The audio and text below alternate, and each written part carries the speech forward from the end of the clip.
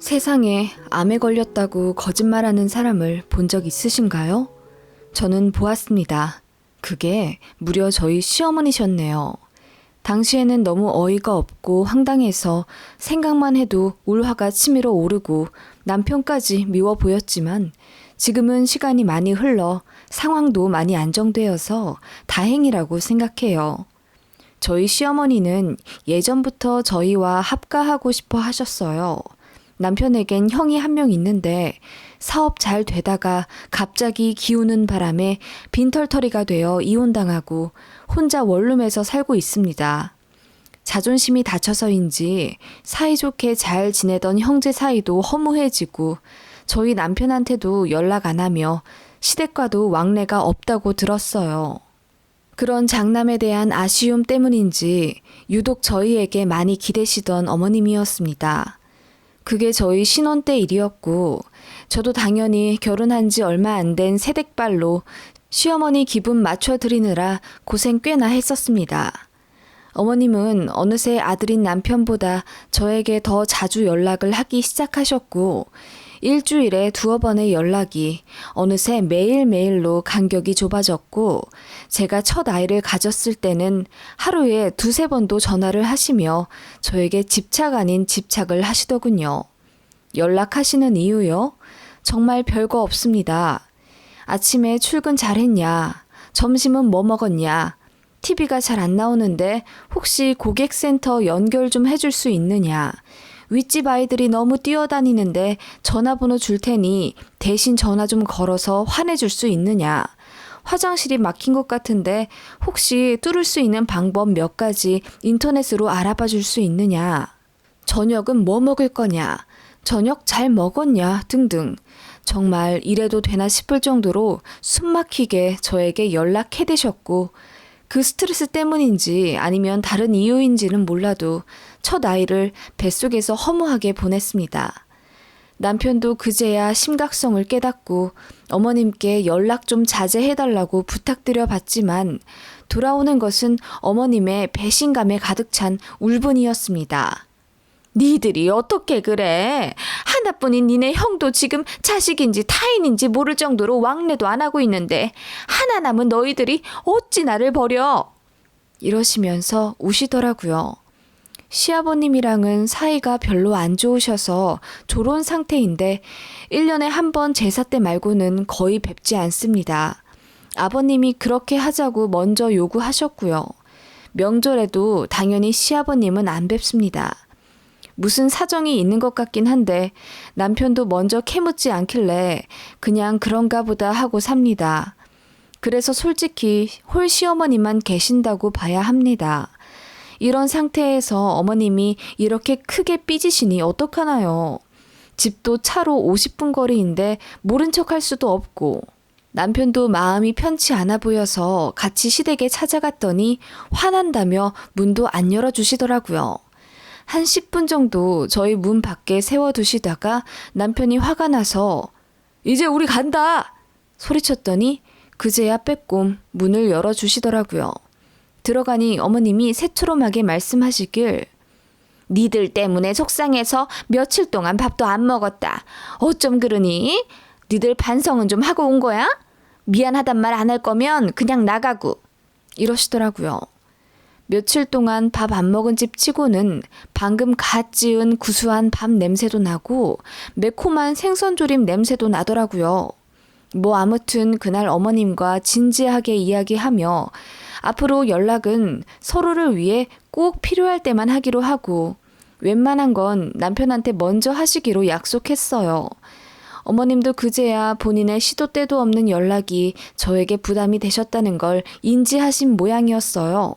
제가 유산을 해서 힘들어한다고 하니 그것 역시 뒤늦게 미안해 하시며 앞으로는 적정 거리를 유지하겠다 다짐하시더군요. 그럼에도 다른 집들보다는 시어머니와의 왕래와 연락이 꽤나 잦은 편이었어요. 어머님과는 일주일에 꼭 1번은 식사해야 했으니 한 달에 4-5번쯤은 얼굴 보고 살았습니다. 시댁이 가까이 있으니 그런 것쯤은 저도 각오하고 했던 결혼이긴 했고 적당하기만 하면 크게 개의치 않은 성격이라 그냥 그러려니 하고 살게 되었죠. 그러다가 이제 제가 아이를 또 갖게 되었고 남편은 제가 또 유산할까봐 회사를 관두길 바라더라고요. 남편이 하라고 해서 한 건 아니고 저도 아이를 너무나 바라게 되어서 혹시 모를 상황 때문에 결국 사표를 내고 전업주부의 길로 들어섰습니다. 시간이 좀 많아지면서 친정에도 혼자 자주 가게 되었어요.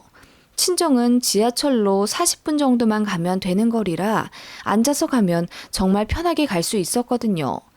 게다가 임신하니까 왜 그렇게 엄마 반찬이 먹고 싶은지 일주일에 한두 번 정도 친정 가서 점심 먹고 차 한잔 하다가 저녁 되기 전에 남편 밥 차려주러 집으로 들어오곤 했어요. 어머님은 그게 너무 마음에 안 드셨던 모양이었어요. 전화할 때마다 제가 친정에 가 있다면서 볼멘 소리를 하시더라고요. 여보세요? 세아가 어디니?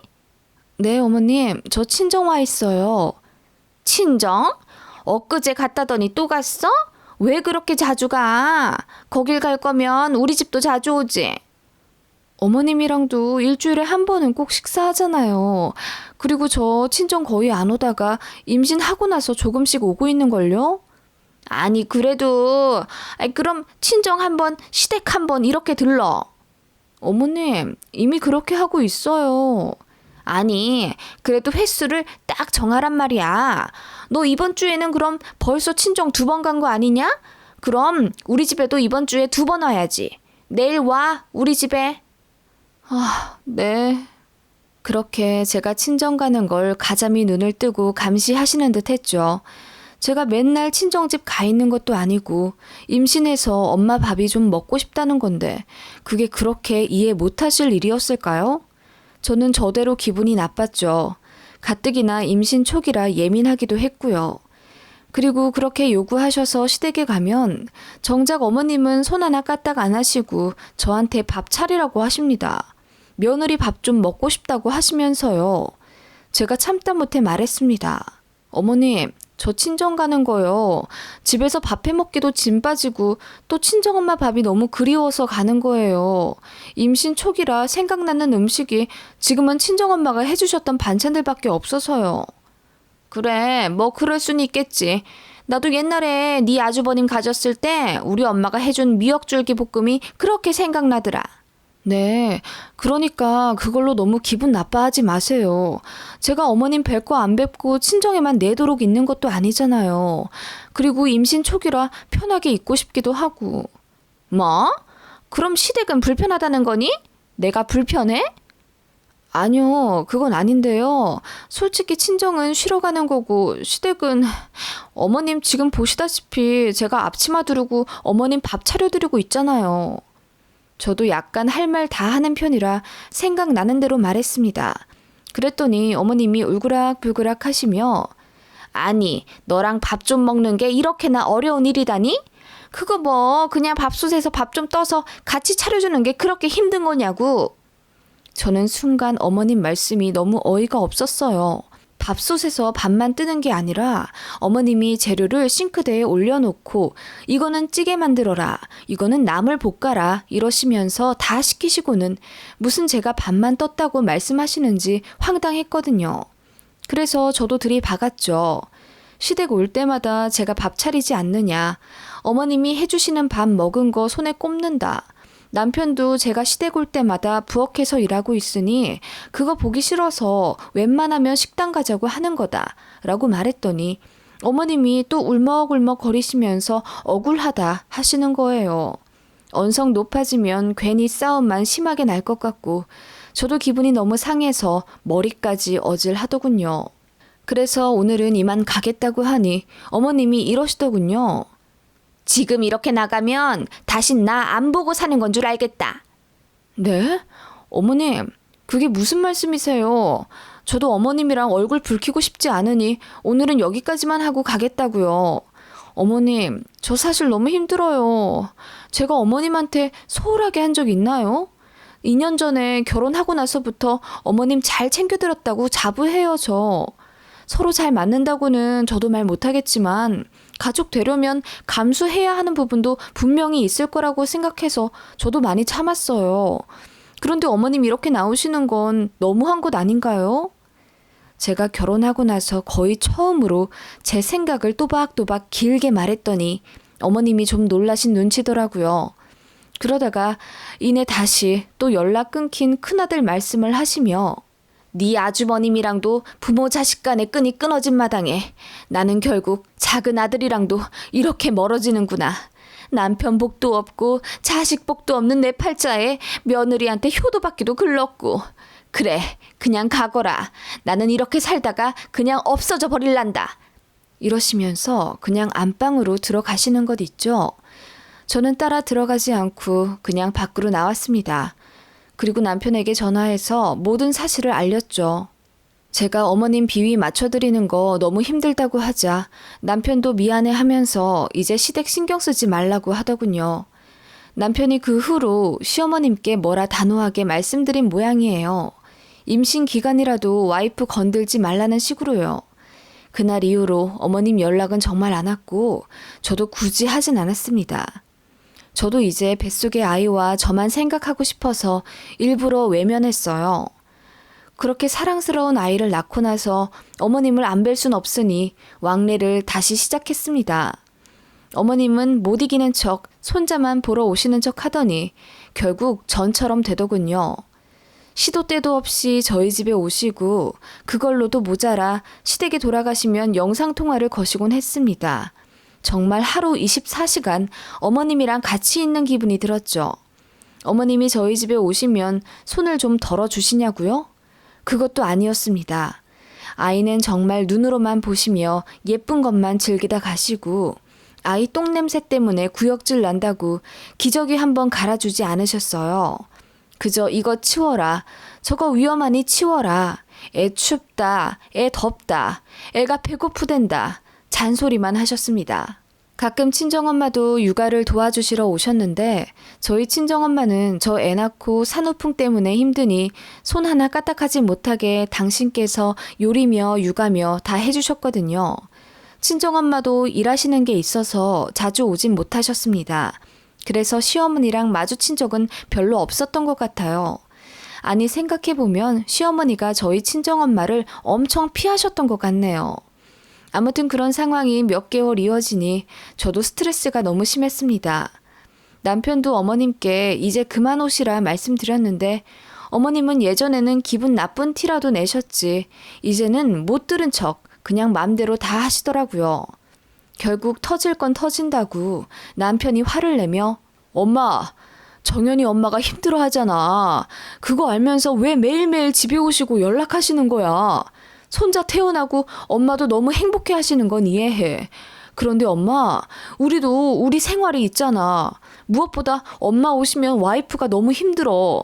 나는 와이프 손목 괜찮아지기 전까지 밥도 하지 말라고 하고 웬만하면 집안일도 내가 거의 다 하는데 엄마는 우리 집 와서 솔직히 와이프한테 이거 해달라 저거 해달라 요구만 하시지 뭘 도와주시지도 않잖아. 엄만 작은 아들네까지 사이 안 좋아져서 이혼했으면 좋겠어? 남편이 그렇게 말하자 시어머니는 이혼이라는 단어에 충격받으신 듯 뭐? 내가 네 형 이혼한 것에 얼마나 가슴 아파하는지 알면서 그 말을 꺼낸단 말이냐? 네가 어찌 이러냐? 그래, 네 와이프랑 잘 먹고 잘 살아라. 어? 늙은 노모는 내팽개치고 네 가정만 어디 한번 오붓하게 잘 꾸려봐. 불청객은 빠져줄 테니 하시며 저희 집에 다신 안 오시더라고요. 몇 주 지나 저희 아이 300일 파티 하는 거 아시면서도 전화도 안 받고 그러시길래 저도 이제 지쳐서 여보, 난 이제 너무 지쳤어. 어머님 비위 맞춰드리는 것도 솔직히 하루 이틀이지. 내 아이 케어하기만 해도 바쁘고 정신없는데 어머님까지 챙겨드리는 건 난 못해. 솔직히 정신적으로 너무 피곤하고. 당신한테 미안하지만 난 이사까지 가고 싶을 정도야. 너무 힘들어. 그래, 미안해. 이사? 당신이 그 정도라면 이사도 생각을 좀 해볼게. 남편은 그 무뚝뚝한 성격에 애써 제 마음을 이해해주려 노력하더군요. 그래도 이사는 좀 아니다 싶었는지 이사에 대해 더 이야기는 하진 않았고요. 그렇게 몇 달 시어머님과 정말 또 연락 안 했습니다. 그리고 나서 신정과 구정을 맞았지만 그때도 연락 않고 모르는 척 살았어요. 그런데 어느 날 정말 입을 다물지 못할 연락을 받게 됩니다. 어머님으로부터요. 아이와 문화센터 다녀오는 길에 마트에 들러 장을 보고 있는데 전화가 오더라고요. 발신인을 보니 어머님이셨습니다. 새아가니? 네, 어머님 저예요. 통화는 오랜만이네요. 그래, 그렇구나. 잘 지냈니? 네, 어머님도 잘 지내셨고요. 그래, 아니, 잘 못 지냈다. 사실 내가 얼마 전에 속이 너무 안 좋고 매일 토하고 그래서 동네 병원에 갔는데 글쎄 이리저리 진찰을 해보더니 나보고 큰 병원에 가라는 거다. 어머, 그러셨어요? 그래서 검사를 했는데 글쎄 내가 암이란다. 네? 어머님이 암이시라고요? 그래, 위암 3기라면서 얼마 못 살 거라는데 그래서 그렇게 내가 힘이 없고 그랬나 봐. 어머님, 일단 정연이 아빠한테 이야기를 할게요. 그래, 얘기하고 이번 주에 얼굴이나 한번 보자. 그렇게 남편에게 이야기를 했더니 엄청 놀라더라고요. 어머님은 주말에 뵙긴 했지만 저녁에 들어온 남편과 상의 끝에 그날 바로 시댁에가 어머님을 뵙기로 했습니다. 연락도 없이 불쑥 찾아온 저희에게 어머님은 너무나 놀라신 듯 했어요. 전보다 좀 수척해지신 것도 같고 그렇더라고요. 남편이 눈물을 흘리며 자초지종을 묻자 어머님이 말을 더듬으시며 주말에 정리해서 말해준다 하시더라고요. 어머님은 그렇게 저희를 쫓아내다시피 하셔서 얼마 대화도 못했습니다. 그 주에 어머님을 뵈러 다시 가니 이번에는 정말 행색이 말도 못하게 안 좋으신 거예요.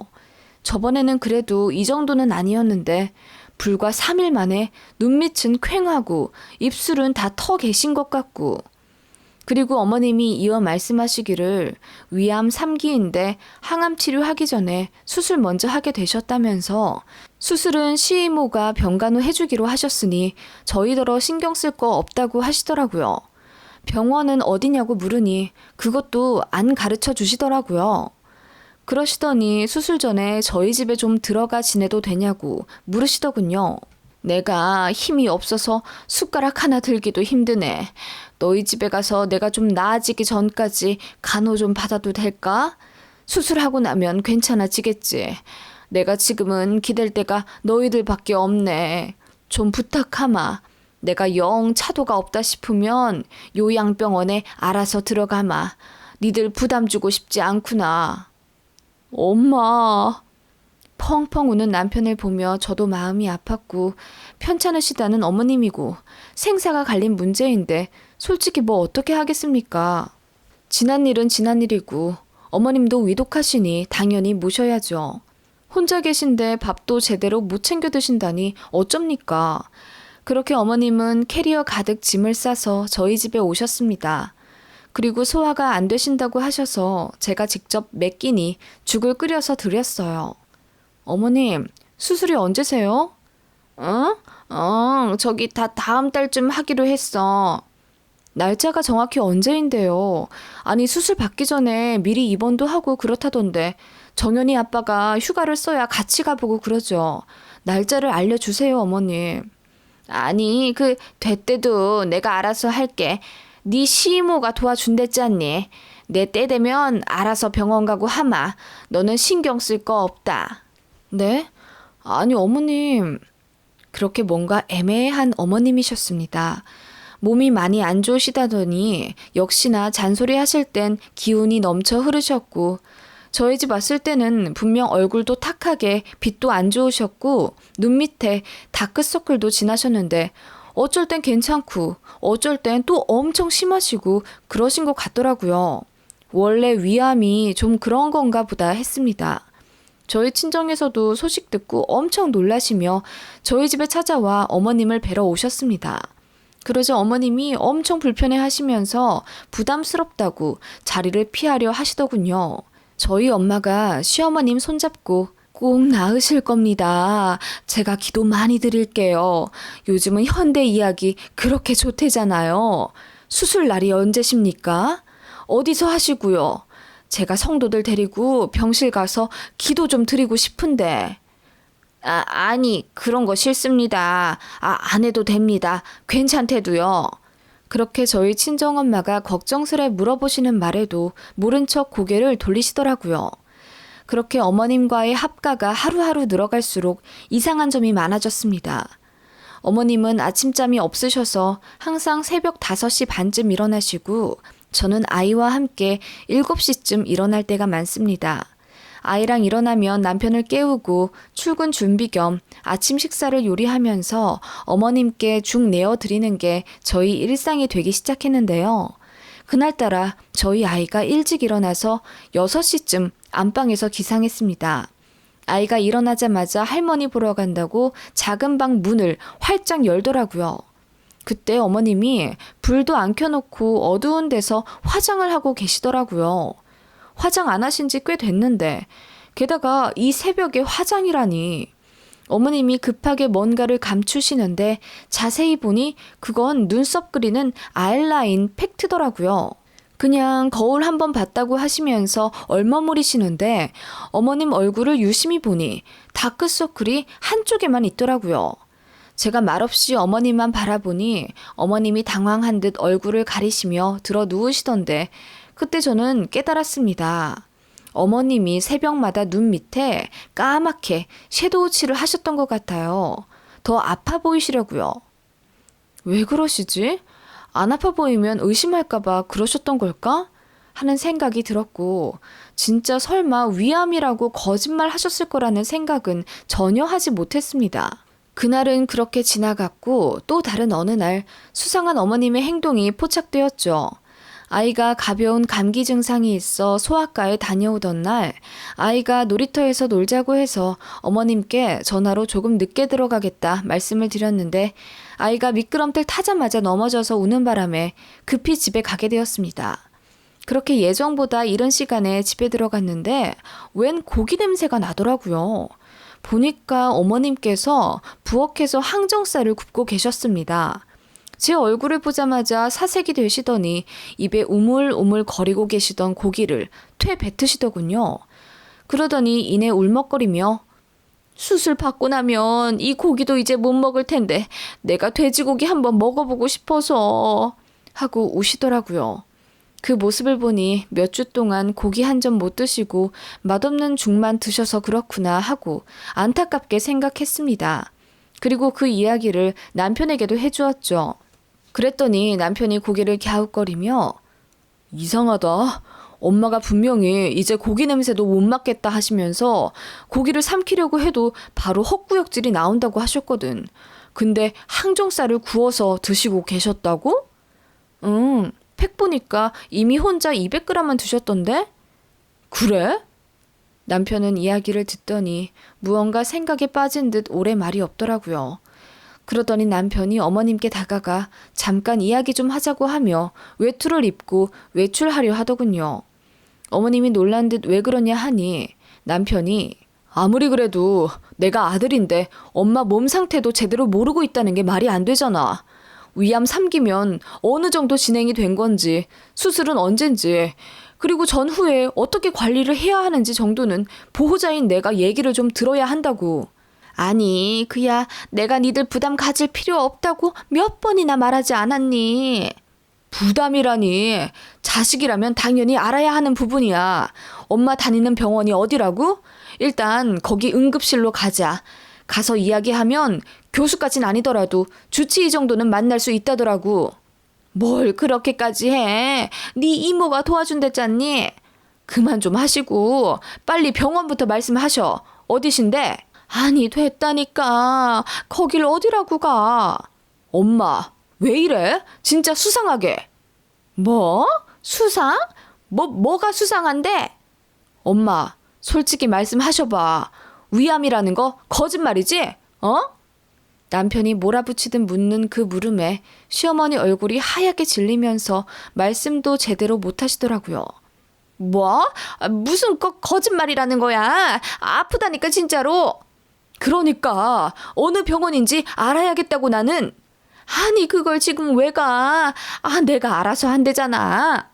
늘 저희 앞에서 개미 목소리만큼 작게 힘없이 말씀하시던, 아니, 그렇게 목소리를 내시려 노력하던 시어머니였는데 그 순간만큼은 호랑이처럼 우렁차셨습니다. 엄마가 얘기 안 하면 거짓말 하신 걸로 간주할래. 그게 아니면 엄마는 정말 이기적이신 거야. 세상에 어느 자식이 위암 걸린 엄마 수술 날짜도 몰라? 내가 그런 불효 막심한 쓰레기였으면 좋겠어, 엄마는? 그게 아니라 이모? 이모한테 전화하면 돼? 남편이 핸드폰을 들어 시이모님께 전화하려 들자 어머님이 급하게 제지하시더군요.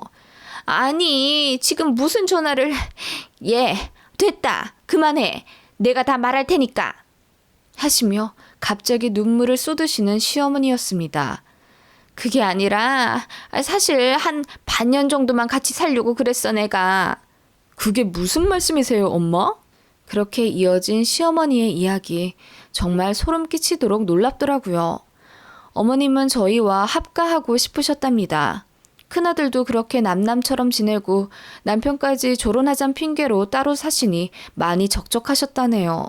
머리로는 그러면 안 된다는 걸 아시면서도 자꾸 저희가 궁금해지고 더 가까워지고 싶으셨답니다.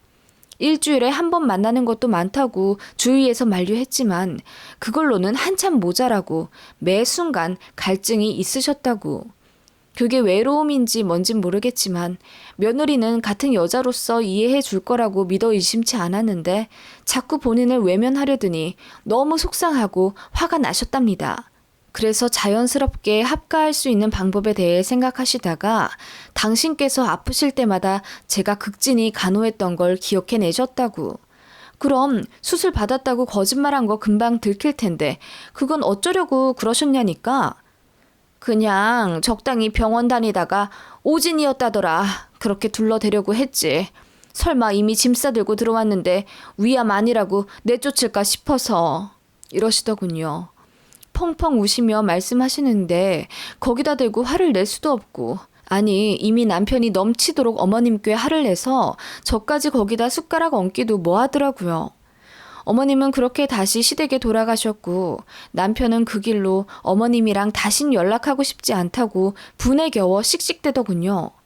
그런 남편에게 어머님이 얼마나 외롭고 쓸쓸하셨으면 그런 생각까지 하셨겠어. 하나 남은 자식인 당신마저 그럴 필요는 없을 것 같아. 나도 화는 많이 나지만 그냥 적당히 하고 어머님이랑 앞으로 어떻게 할지부터 현실적으로 생각해보자. 라고 말했고 저는 제 생각을 말했어요. 어머님은 채워지지 않는 갈증이 있으신 모양인데 그것부터 해결하는 게 우선순위 같다. 상담을 다니시던지 아니면 동호회나 문화센터 같은 걸 등록해드려서 새로운 재미를 찾으시도록 도와드려야 한다. 그렇지 않으면 어머님은 계속 우리에게 집착하시고 기대실 거다. 어머님이 건강한 노후를 맞으시는 게 우리에게 이롭다. 라고 말했죠.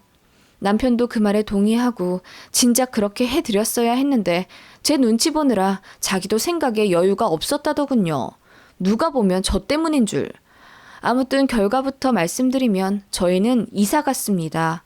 꼭 어머님 때문은 아니었고 마침 집 계약도 끝났고 제가 제 친정 가족과 동업으로 가게를 내면서 이사가 절실해졌어요. 그렇게 물리적으로 거리가 멀어지니 어머님도 처음에는 더 힘들어 하시는 것 같더니 저희가 등록해드린 중장년층 대상 문화센터를 일주일에 2번 참여하시고 새로운 취미인 등산도 시작하시면서 일상의 활기를 찾으신 것 같더라고요. 과정에서 친구분들도 좀 만드신 것 같고 그로 인해 전보다 많이 자신감도 생기셨어요. 그전에는 제 앞에서만 목소리 크셨지 막상 부끄러움이 워낙 많으신 편이라 다른 사람들 앞에서는 우물쭈물대며 말씀도 잘 못하셨거든요. 어머님 스스로 자신의 삶을 되찾는 연습을 하신 걸지도요. 아무튼 지금은 저도 바빠졌고 어머님도 일상을 개척해 나가시며 저희만 바라보던 고개를 조금 세상으로 돌려가시는 것 같아서 보기가 좋습니다. 졸혼이란 이름 하에 별거 하시던 시아버지랑도 다시 소통하며 사이가 좋아져 가시는 것 같기도 하고요. 제가 모르긴 몰라도 시아버지도 아마 시어머니의 독립적이지 못하고 가족에만 기대려는 성격 때문에 지치셨던 것 같아요. 그래서 떨어져 살자고 하셨던 것 같고요. 서로 많이 힘들었는데 이렇게 되니 마음이 한결 가벼워졌어요.